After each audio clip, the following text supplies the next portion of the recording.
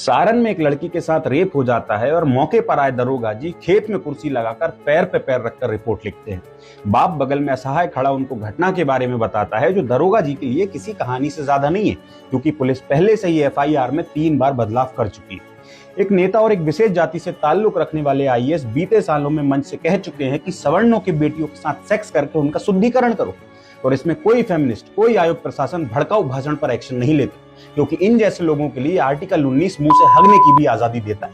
लेकिन क्या कानून शिक्षा समानता की बात करने वाले बाबा साहब अम्बेडकर ये चाहते थे? क्या उनका उद्देश्य सवर्णों की बहु बेटियों को निशाने पर रखने का था? कतई नहीं था।